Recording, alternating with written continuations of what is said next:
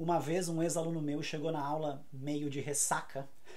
Aí ele falou assim: nossa, hoje eu tô que nem o Mickey, tô mouse. No vídeo de hoje eu vou falar sobre a letra S e os seus sons em inglês. Pode não parecer, mas a letra S em inglês não é tão simples quanto em português. Na verdade, é um caos, my darling. I'm Mr. Coelho and I'm your favorite English teacher. O inglês, de maneira geral, não é uma língua que dá para deduzir a pronúncia de uma palavra a partir da sua escrita, nem deduzir a escrita a partir da pronúncia. Apesar de existirem algumas regras, também existem muitas exceções. Letesgo. A letra S em inglês pode ter 4 sons. Bear with me. Número 1, you guessed it. A letra S pode ter som de S mesmo. S. Olha a cobrinha. S. Por exemplo, sight, soup, same, this, bus. Número 2, o S também pode ter som de Z. Zzz. Olha a abelhinha. Zzz. Presta atenção agora, educando. Isso pode parecer fácil porque a gente também tem em português S com som de Z, quando ele fica entre 2 vogais. Casa, por exemplo. Em inglês, o S tem som de Z em palavras como these, cheese,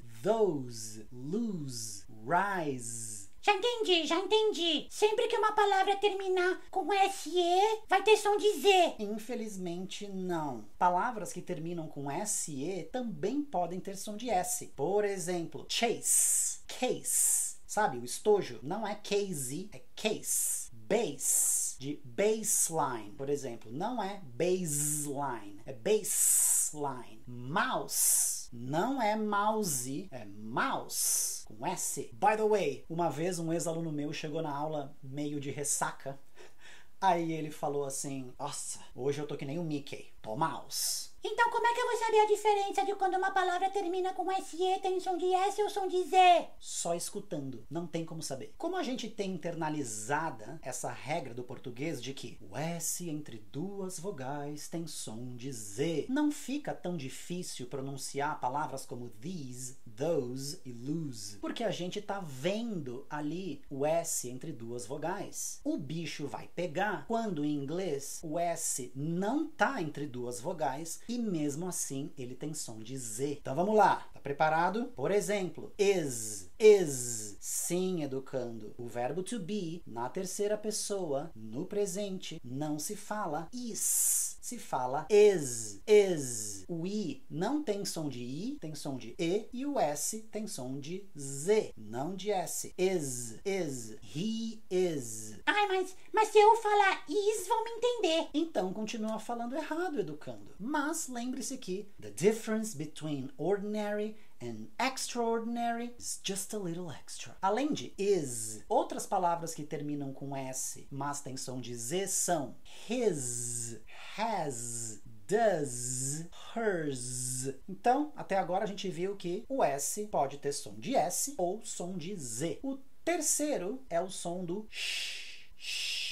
Por exemplo, sugar, sure, Sean. O nome do Sean Connery, por exemplo, insurance. Se a gente parar para pensar bem, em português o S de vez em quando também tem som de sh, um sotaque do Rio de Janeiro, né? Dois, só que é no final da palavra. E o quarto som que o S pode ter em inglês é o som de J. S com som de J? Sim, o S pode ter som de J em inglês. Por exemplo, measure, Asia. Então repara que o I não se fala e o S tem som de J. Asia, usually e várias palavras que terminam com I-S-I-O-N. Por exemplo, vision, illusion, decision. O carioca também meio que fala um S com som de J quando ele fala mesmo.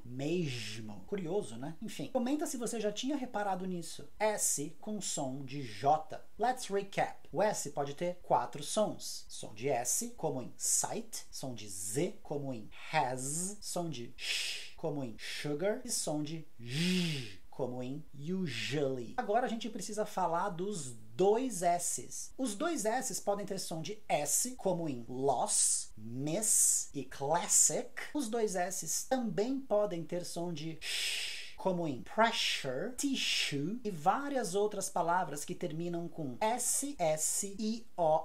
Por exemplo, mission, passion, session. Só que os dois S's também podem ter som de Z, como na palavra possessive. Os primeiros dois S's têm som de Z e depois som de S. Possessive.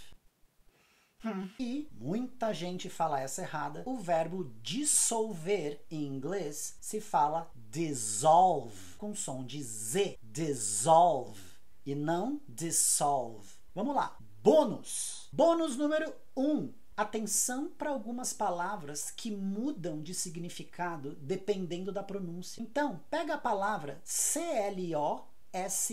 Se eu falar com S, close, close, é um adjetivo e significa the opposite of far, perto. Sendo um adjetivo, eu posso colocar um R no final para fazer o comparativo, mais perto. Como que eu falo C-L-O-S-E-R?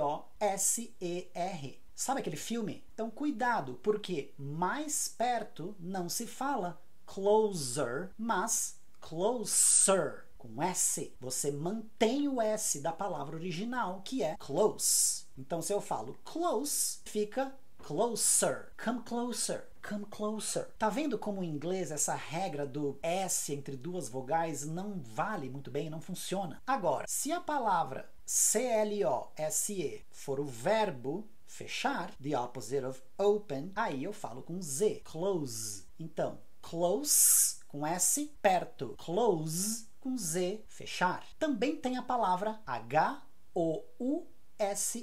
Se for o substantivo casa, eu falo com S.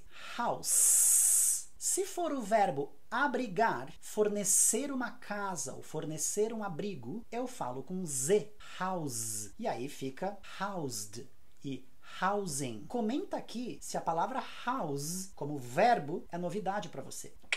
Bônus 2. O S na frente de L, M e N continua sendo pronunciado com S e não com Z. A nossa tendência do português é falar, por exemplo, slice com Z, mas não, tem que ser com S. Slice, small, snack. Bônus 3. O prefixo dis se mantém com som de S, mesmo se ele for seguido de uma palavra que começa com vogal. Por exemplo, disagree e não disagree. Disagree. Dishonest. Repara que o H não se fala. Dishonest e não dishonest. Dishonest. Fica mais tricky porque em português é com Z. Desonesto, mas em inglês não. Dishonest. Disentangle. Disadvantage. Bônus 4. O bônus 4 vai valer 2 pontos na média aí para você. Vamos ver se você sabe como se pronuncia essa palavra. Você deve ter deduzido que é a palavra Visconde. Então vamos lá. Tá preparado? Essa palavra se fala Viscount. Viscount. Não se fala o S. Assim como não se fala o S em island, isle e debris, que quer dizer destroços. Os destroços do avião ou os destroços do acidente. Debris. E aí? Esse vídeo teve alguma informação nova para você? Aprendeu alguma coisa assistindo a esse vídeo? Te ensinei algo novo? Se sim, deixa um like no vídeo, se inscreve no canal e comenta aqui para mim o que nesse vídeo foi novidade para você. See you next time. Bye!